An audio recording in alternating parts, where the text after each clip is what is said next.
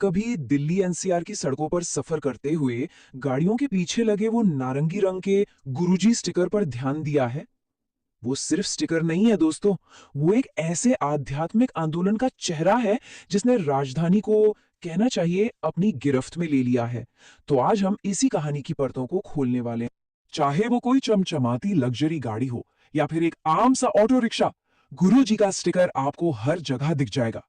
ये एक शांत लेकिन बहुत ही पावरफुल ऐलान है जो बताता है कि ये व्यक्ति दिल्ली के सबसे असरदार और तेजी से बढ़ते आध्यात्मिक ग्रुप्स में से एक का हिस्सा है। ये आंदोलन इतनी तेजी से कैसे फैला, ये बहुत से लोगों के लिए एक पहेली है। रेडिट जैसे ऑनलाइन फोरम पर भाई ये गुरुजी चीज क्या है जैसे सवालों की बाढ़ सी आ गई है। लोग सच में जानना चाहते हैं कि ये है कौन और इनका इतना जबरदस्त प्रभाव आखिर है कैसे।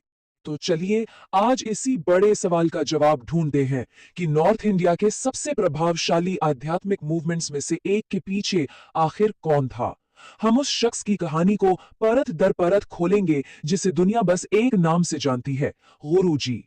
और यहीं से कहानी थोड़ी और दिलचस्प हो जाती है। गुरुजी की एक नहीं बल्कि दो कहानियां साथ साथ चलती हैं। एक है दिव्य मिथकों की और दूसरी एक आम इंसान की। आइए इन दोनों को समझते हैं और देखते हैं कि सच आखिर है कहां। एक तरफ तो वो कहानी है जो उनके भक्त सुनाते हैं कि उनका जन्म कोई आम घटना नहीं थी। वो भगवान शिव के अवतार थे।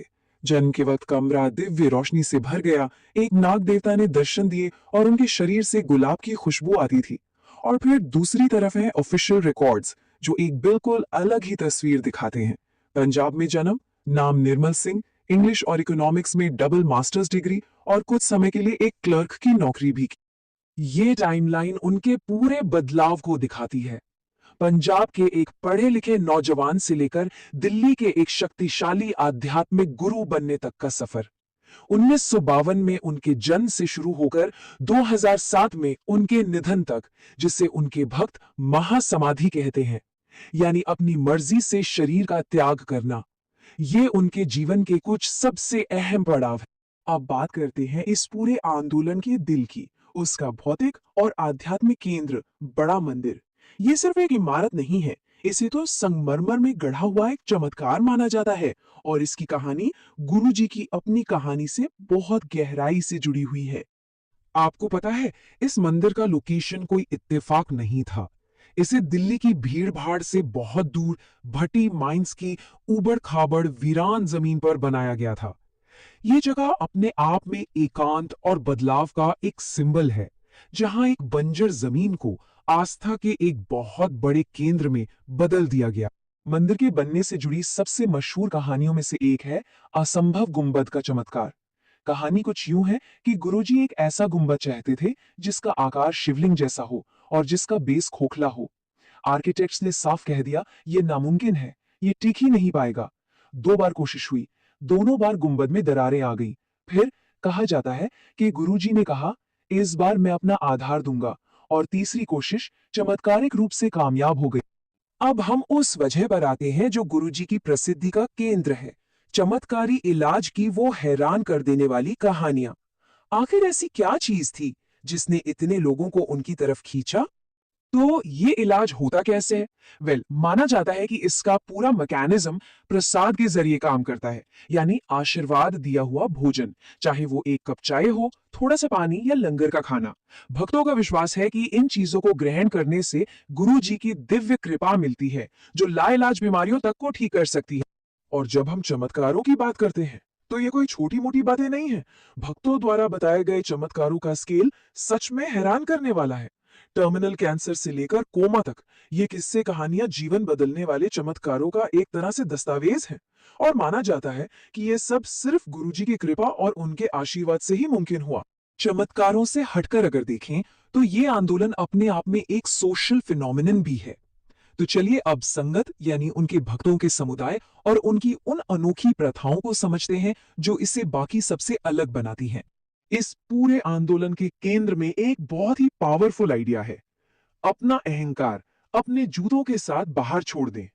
ये शिक्षा एक तरह की बराबरी की मांग करती है, जहां आपका सोशल स्टेटस, आपका पैसा कोई मायने नहीं रखता। और दिल्ली जैसे शहर में ये बात शायद बहुत से लोगों को सुकून देती होगी। लेकिन सिक्के का दूसरा पहलू भी है। बराबरी के इस दावे के बावजूद एक आम आलोचना ये भी है कि ये आंदोलन असल में अल्ट्रा अमीर लोगों का एक कल्ट है। तो ये एक बड़ा विरोधाभास है। एक तरफ अहंकार छोड़ने की बात है और दूसरी तरफ एलिटिज्म का आरोप।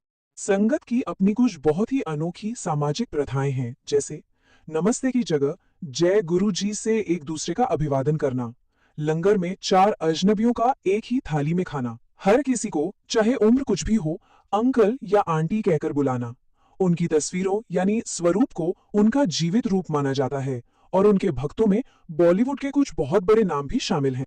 किसी भी करिश्माई लीडर के जाने के बाद सबसे बड़ा सवाल यही उठता है कि अब आगे क्या होगा। तो आइए देखते हैं कि 2007 में गुरुजी के निधन के बाद से यह आंदोलन कैसे बदला है और इससे किन किन विवादों का सामना करना पड़ा है। गुरुजी ने किसी को भी अपना आधिकारिक उत्तराधिकारी नहीं बनाया, जीरो। और ये एक बहुत बड़ी बात है। इसका मतलब है कि हर भक्त का उनसे एक सीधा, एक पर्सनल कनेक्शन बना रहता है। उनके भतीजे नवदीप सिंह सिर्फ आश्रम का मैनेजमेंट देखते हैं, वो कोई आध्यात्मिक गुरु नहीं है। 2007 के बाद एक तरफ तो इस आंदोलन में जबरदस्त उछाल आया, जैसा कि कहा जाता है कि गुरुजी ने भविष्यवाणी की थी। लेकिन इस ग्रोथ के साथ साथ कुछ बहुत ही गंभीर विवाद भी सामने आए। 2020 में उनके भतीजे पर लगे बलात्कार के आरोप और 2023 में एक कानूनी लड़ाई, इन सब ने आंदोलन पर एक गहरी छाया डाली है।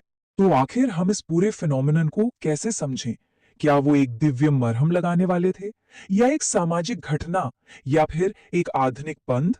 सच तो ये है कि इनमें से हर एक लेबल कहानी का एक हिस्सा तो बताता है, लेकिन कोई भी इसे पूरी तरह से समेट नहीं पाता। अंत में गुरुजी की कहानी इस बात पर निर्भर करती है कि आप इसे किस नजरिए से देखते हैं। भक्तों के लिए ये आस्था और चमत्कारों का जीता जागता सबूत है, और बाहर वालों के लिए ये विश्वास, प्रभाव और भक्ति को लेकर कई सवाल खड़े करती है। ये एक ऐसी घटना है जो हमें दिखाती है कि आज की मॉडर्न दुनिया में भी विश्वास की ताकत और अर्थ की खोज कितनी गहरी है।